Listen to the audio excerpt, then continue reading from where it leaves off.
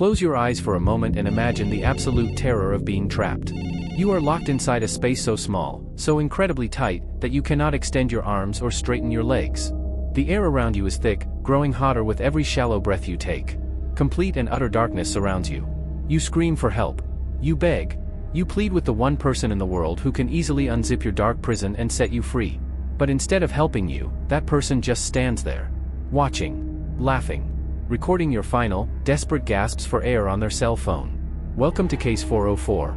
Today, we are examining one of the most bizarre, cruel, and psychologically disturbing cases in modern criminal history. It is a story that started with what was claimed to be an innocent game of adult hide-and-seek, but ended in a claustrophobic nightmare. This is the tragic death of 42-year-old Jorge Torres Jr., and the unbelievable, infuriating trial of the woman who zipped him away from the world, Sarah Boone.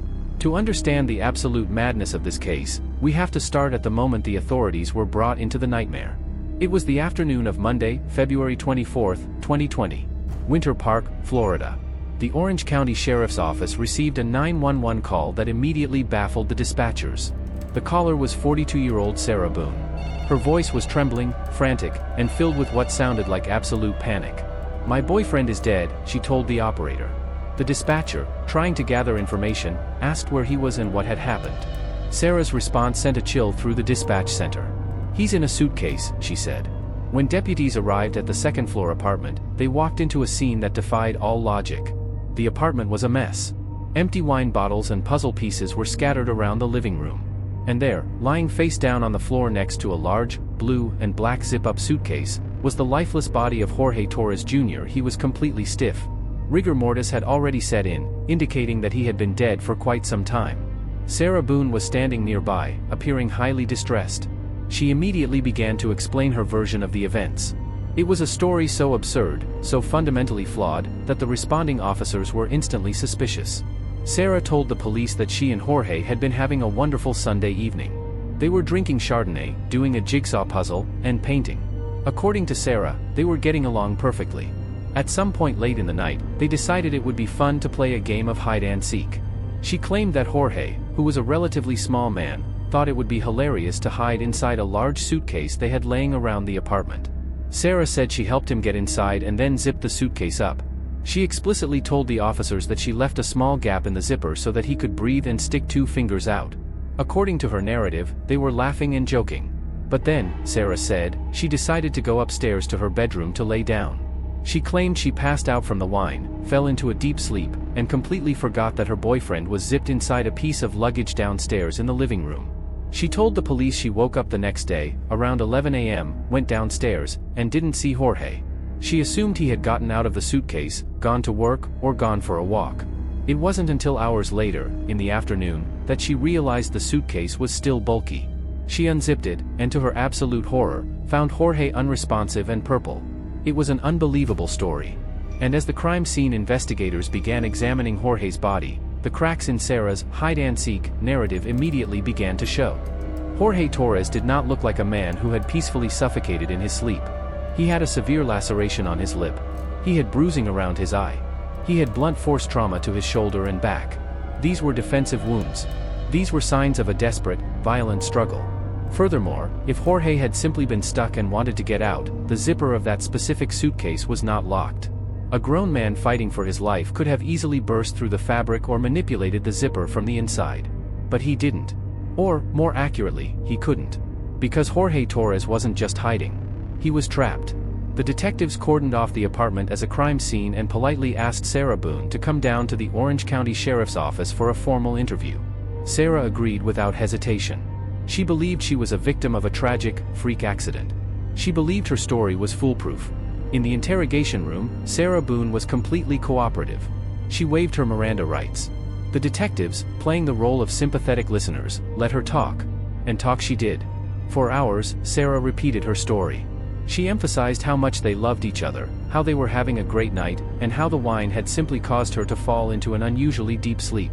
She constantly referred to the incident as unintentional and a horrible accident. But the detectives knew about the couple's dark history. Sarah Boone and Jorge Torres did not have a perfect relationship.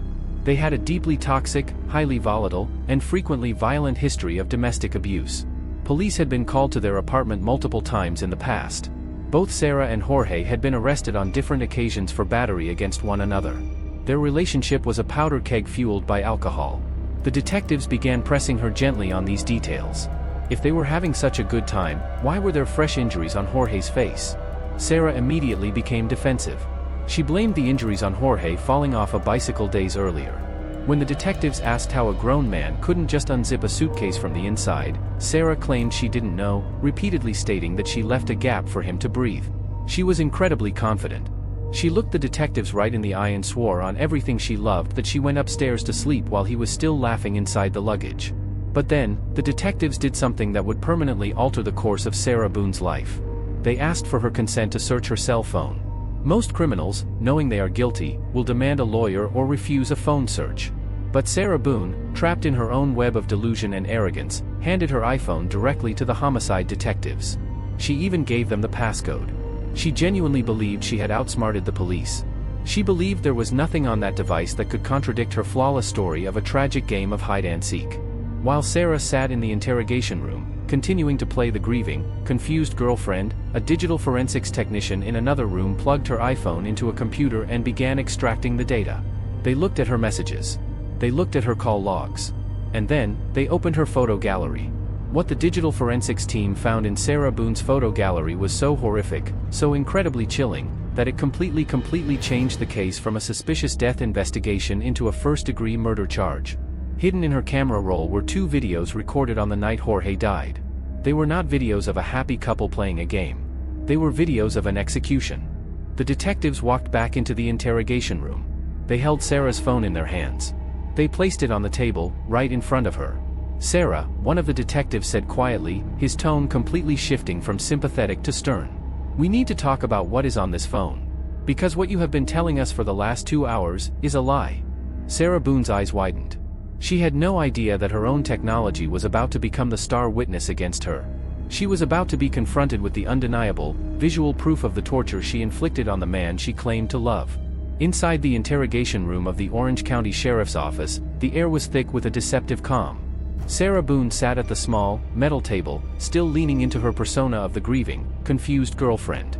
She adjusted her glasses, took sips of water, and continued to ramble about the wonderful night she and Jorge had shared. To her, this was just a formality. She had convinced herself that if she just kept talking, if she just kept emphasizing how much she loved him, the detectives would eventually pat her on the back and let her go home. But across the table, Detective Haney and Detective Quinn were no longer listening to her words. They were looking at the digital evidence in their hands. They knew something Sarah didn't. They had found the 2 videos. Detective Haney leaned forward, placing Sarah's iPhone on the table. He didn't look away from her. "Sarah," he began, his voice dropping into a low, serious tone. "We've been through your phone. We found 2 videos from last night. They were recorded around 11 p.m. Do you remember recording anything while Jorge was in that suitcase?" Sarah's face went momentarily blank. A flicker of something, fear, perhaps, or calculated panic, crossed her eyes before she quickly masked it. I might have," she stammered. "We were just joking around. It was part of the game. I told you, we were having fun." "Let's look at the fun, Sarah," Detective Quinn said. He pressed play. The audio filled the small, quiet room, and it was the sound of a living nightmare. On the screen, the blue and black suitcase lay on the floor, bulging and shifting violently. Jorge Torres Jr. was inside, fighting for his life. You could see the suitcase moving as he desperately tried to find an opening, his fingers poking through the small gap in the zipper that Sarah had mentioned. But he couldn't get out. Then, Jorge's voice came through the speaker, muffled, strained, and filled with absolute terror. "Sarah," he gasped. "Sarah, I can't breathe. For real. I can't breathe, babe."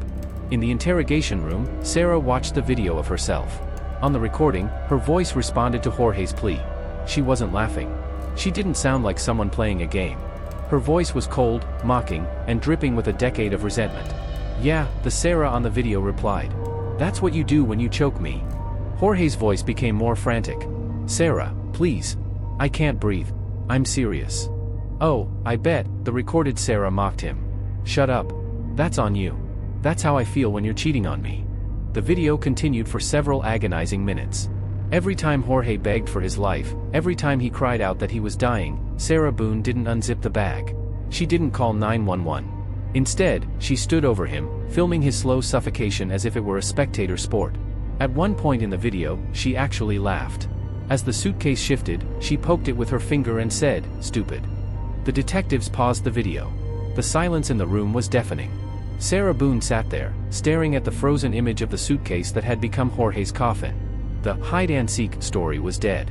The "I fell asleep and forgot" story was a lie. The video proved that at 11:12 p.m., Sarah was wide awake, standing over a dying man, and actively refusing to help him. "Does that sound like a game to you, Sarah?" Detective Haney asked, his voice sharp. "He's telling you he can't breathe. He's begging you.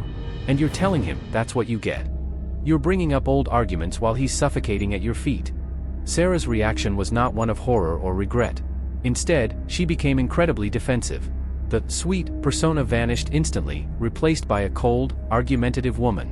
"You're taking it out of context," she snapped. "You don't know what he's put me through. You don't know our relationship. He's done things to me. He was always hitting me." This is the moment where the psychological profile of Sarah Boone became clear. She wasn't just a woman who made a mistake, she was a woman who felt entirely justified in her actions.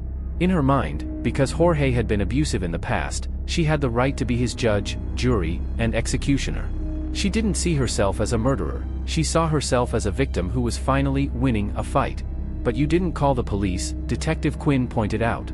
"You didn't leave the room. You zipped him in, you watched him struggle, and then you went upstairs to bed while he was still in that bag. You knew he couldn't breathe, Sarah. He told you." Sarah began to spiral. She started to argue about the semantics of the word unintentional. She repeatedly used the phrase, "It was not intentional," even though the video showed her consciously choosing to keep him locked away. She tried to blame the wine, the game, and even Jorge himself for getting into the bag in the first place. The detectives pushed harder. They brought up the physical injuries. The medical examiner found bruises on his head and his arms. "Sarah, it looks like he was trying to push his way out, and someone was pushing back. Was that you? Were you kicking the suitcase? Were you hitting it while he was inside?" Sarah denied everything, but her body language betrayed her. She was fidgeting, her eyes darting around the room, her stories changing every few minutes. One moment they were laughing, the next she was punishing him, and the next she didn't realize it was serious. The interrogation lasted for nearly 5 hours. By the end, Sarah Boone had talked herself into a corner from which there was no escape. She had admitted to zipping the bag. She had admitted to recording the videos. She had admitted to hearing him say he couldn't breathe. And she had admitted to leaving him there while she went to sleep. The detectives had heard enough. They stepped out of the room for a few minutes to consult with the district attorney's office. When they returned, the atmosphere had shifted for the final time.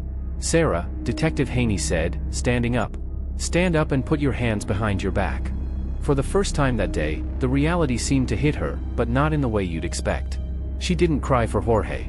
She didn't ask for forgiveness. She looked shocked that she was the one being arrested. As the metal handcuffs clicked around her wrists, Sarah Boone began to argue with the officers. For what? This was an accident. "This isn't fair," she yelled as they led her out of the interrogation room. Sarah Boone was officially charged with second-degree murder. The news of the Suitcase murder hit the local headlines the next morning, but it wasn't until the videos were leaked to the public months later that the case became a global sensation. The world was horrified by the cold, calculated cruelty captured on that iPhone. But as Sarah was being processed into the Orange County Jail, a new battle was just beginning. Over the next 4 years, Sarah Boone would become a nightmare for the Florida judicial system. She would go through 10 different lawyers, claim she was being mistreated, and turn her own trial into a bizarre, multi-year spectacle of delay and manipulation. She thought she could talk her way out of a murder charge just like she tried to talk her way out of that interrogation room. But she forgot one thing: Jorge Torres Jr. had left behind a voice. A voice recorded on her own phone, screaming from the darkness of a suitcase, making sure the world knew exactly what she had done. Most defendants, when faced with a first-degree murder charge and a video recording of the crime, lean heavily on their legal counsel. They listen to their lawyers, they stay quiet, and they try to build the best possible defense to avoid spending the rest of their lives behind bars. But Sarah Boone is not most defendants. For nearly 4 years, from 2020 to 2024, Sarah Boone didn't just sit in the Orange County Jail waiting for her trial. She turned the Florida judicial system into a circus. She became a legal anomaly, a headline-grabbing spectacle that baffled judges, infuriated prosecutors, and exhausted a record-breaking number of public defenders. This is the chapter of the story where the suitcase murder became a psychological battle of wills between one woman's narcissism and the long, slow arm of the law. Welcome to the legal carousel of Sarah Boone. Shortly after her arrest, the court appointed Sarah a public defender. It's a standard procedure. But within months, Sarah filed a formal motion to have her lawyer removed. Her complaint?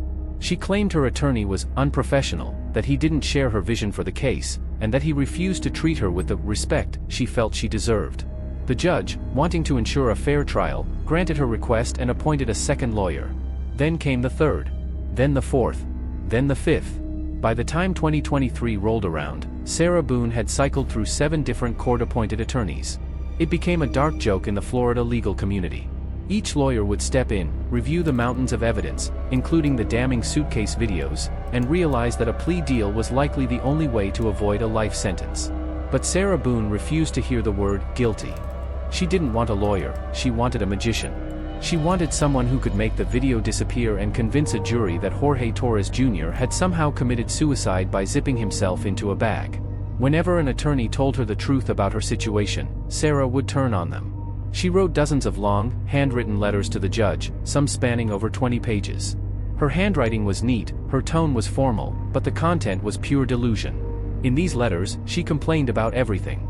She complained that her lawyers weren't answering her hundreds of questions fast enough. She complained that they were prejudiced against her.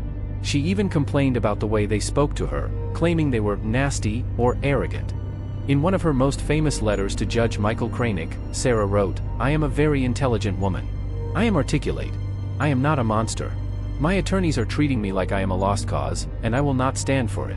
I deserve a defense that matches my caliber." The irony was staggering. While she was complaining about caliber and professionalism, she was being held for the cold-blooded torture of a man who begged for his life while she laughed. By early 2024, Sarah had reached a staggering milestone. She was on her 10th lawyer. Judge Kranick, a man of incredible patience, finally reached his breaking point. The trial had been delayed for years. The families of Jorge Torres were suffering, waiting for a justice that seemed to be perpetually out of reach. In a tense courtroom hearing that went viral, Judge Kranick dropped the hammer. He ruled that Sarah Boone had forfeited her right to a court-appointed attorney through her own behavior. He pointed out that she was intentionally sabotaging her defense to delay the trial indefinitely. He gave her an ultimatum: she could hire a private lawyer with her own money, or she could represent herself. The idea of Sarah Boone, a woman with zero legal training but an infinite amount of confidence, representing herself in a first-degree murder trial was a terrifying prospect for the state. But Sarah took it in stride. She spent hours in the jail's law library, poring over books, taking notes, and preparing to cross-examine the detectives who arrested her. She truly believed she was the smartest person in any room, including a courtroom filled with veteran prosecutors. However, just weeks before the trial was set to begin, a new player entered the game. A private attorney from North Carolina named James Owens heard about the case. He was fascinated by the suitcase murder and Sarah's bizarre behavior. He offered to represent her for free, or pro bono. Sarah, feeling like she had finally found someone of her caliber, accepted. With Owens on board, the defense strategy finally began to take shape, and it was a strategy that shocked the public. They weren't going to deny that Sarah zipped the bag. They weren't going to deny the videos. Instead, they were going to argue battered woman syndrome. The defense team claimed that the 10-year relationship between Sarah and Jorge was a cycle of extreme domestic violence. They argued that on the night of the suitcase incident, Sarah wasn't acting out of malice, but out of a survival instinct born from years of abuse. They claimed she didn't realize Jorge was dying because her brain was fragmented by trauma. In their version of the story, zipping the bag wasn't a murder, it was a desperate, unconscious act of a woman who was terrified of her partner. But there was one giant, blue and black obstacle standing in the way of that defense: the videos themselves. The prosecution prepared their counterattack. They had the footage of Sarah poking the bag. They had the audio of her mocking Jorge's dying breaths. They had the evidence of her being wide awake, walking around, and perfectly capable of unzipping that bag at any moment. They were prepared to show the jury that Sarah Boone wasn't a victim fighting for her life, she was a bully who found a way to win the ultimate argument.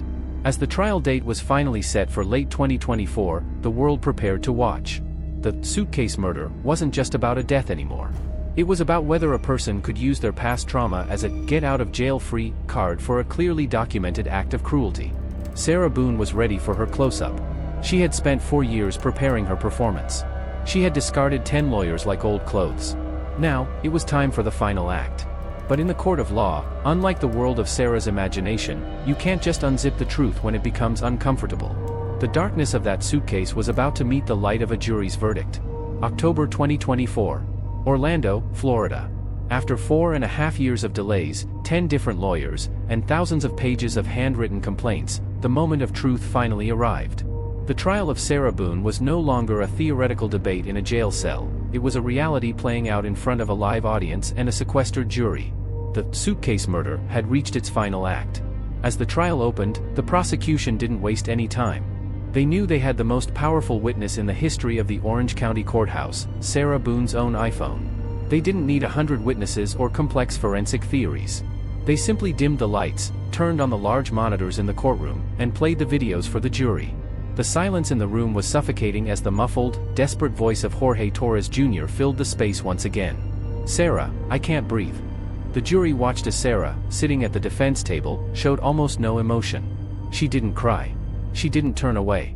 She watched the video of her boyfriend's slow death as if she were watching a movie she had already seen 100 times. The prosecution's message was clear: this was not a game. This was not an accident. This was a woman who had decided that on this night, she was going to be the one in control. They pointed out the small details, the way she poked the suitcase with her foot, the way she mocked his pleas, and the fact that she went upstairs to bed, leaving him trapped in a literal airless tomb. She wasn't scared of him that night, the prosecutor argued. She was the predator. He was the prey. And the suitcase was his coffin. But then, it was the defense's turn. And Sarah Boone, true to her character, decided to do the one thing most legal experts advise against: she took the stand in her own defense. For over 5 hours, Sarah Boone testified. She sat in the witness box, wearing a professional blazer, her hair neatly styled, looking every bit the intelligent, articulate woman she claimed to be in her letters. She spoke calmly. She used large, clinical words. She tried to explain the unexplainable. Her defense was built entirely on battered woman syndrome. She told the jury a harrowing story of a 10-year relationship filled with physical, emotional, and sexual abuse. She claimed that Jorge Torres was a monster who had broken her spirit. She argued that when she zipped him in that bag, she wasn't trying to kill him. In her mind, it was a safe space. She claimed she zipped him in to give herself a moment of peace, a break from his constant demands and aggression. "I didn't think he would die," Sarah told the jury, her voice steady. "I thought he could get out. I thought he was just being dramatic. I was tired. I was frustrated. I just wanted it to stop." But when the prosecution began their cross-examination, the composed Sarah Boone began to crack. The prosecutor didn't focus on the abuse, they focused on the 11 minutes and 12 seconds of video. They asked her, "If you were so afraid of him, why did you stay in the room? Why did you stand over him and mock him? Why didn't you just walk out the front door if you wanted peace?" Sarah's answers were evasive. She argued about the context of her words. She claimed that when she said, "That's what you get," she didn't mean death, she meant a lesson. But the more she spoke, the more the jury saw the woman from the video, the woman who felt entitled to punish the man she was with. The defense called an expert witness, a psychologist who testified that Sarah suffered from extreme PTSD. They argued that her brain had essentially shut down due to years of trauma, leading her to make a catastrophic error in judgment. They wanted the jury to see Sarah as a victim who had simply snapped under the weight of a decade of violence. However, the prosecution had a final, devastating rebuttal. They brought up the medical examiner's report once again. They showed that Jorge had tried to claw his way out. They showed the blunt force trauma to his head that happened while he was inside the bag. They argued that Sarah hadn't just watched him die, she had actively ensured he stayed in that bag until he was gone. After 10 days of testimony, the case was handed over to the jury. The world waited. Many expected a long deliberation. After all, battered woman syndrome is a complex legal defense. But the jury in Orlando didn't need long. On October 25, 2024, after only 90 minutes of deliberation, the buzzer sounded. The courtroom was packed. Sarah Boone stood up, flanked by her lawyers. The clerk read the verdict. "We, the jury, find the defendant, Sarah Boone, guilty of murder in the second degree." For the first time in the entire trial, the mask finally fell. Sarah Boone didn't scream. She didn't cry out for Jorge. She simply looked stunned. It was as if she couldn't believe that her intelligence and her stories hadn't been enough to outsmart 12 ordinary people. The legal carousel had finally come to a complete stop. Weeks later, at her sentencing hearing, Judge Michael Kranick addressed Sarah directly. He acknowledged the evidence of domestic violence in the relationship, but he made it clear that battered woman syndrome is not a license to kill. He spoke about the cruelty of the video, the mocking tone in her voice, and the absolute lack of remorse she had shown for 4 long years. Sarah Boone was sentenced to life in prison. Under Florida law, there is no parole for second-degree murder. She will spend every remaining day of her life behind the same kind of cold, unyielding walls she once forced Jorge Torres Jr. to face inside that suitcase. The story of Sarah Boone and Jorge Torres Jr. is a tragedy with no winners. It is a cautionary tale about the toxic cycle of domestic violence, the corrosive power of alcohol, and the terrifying darkness that can hide behind the most ordinary of facades. Jorge Torres Jr. lost his life in a claustrophobic nightmare, begging for a breath that never came. And Sarah Boone lost her soul to a narcissism so deep, she couldn't even see the humanity in the man she claimed to love. As we close Case 404 today, we are left with one haunting question. Sarah Boone spent years writing letters, demanding to be heard, demanding respect, and demanding justice. But in the end, it was her own silent camera that told the only story that mattered. The truth was always in the bag. Thank you for investigating this case with us. If this story has affected you, or if you or someone you know is experiencing domestic violence, please reach out for help. There is always a way out that doesn't end in a suitcase. Let us know your thoughts in the comments. Was justice served? Or does the battered woman defense carry more weight than the jury gave it? Stay safe, stay vigilant, and keep questioning everything. We'll see you in the next case on Case 404.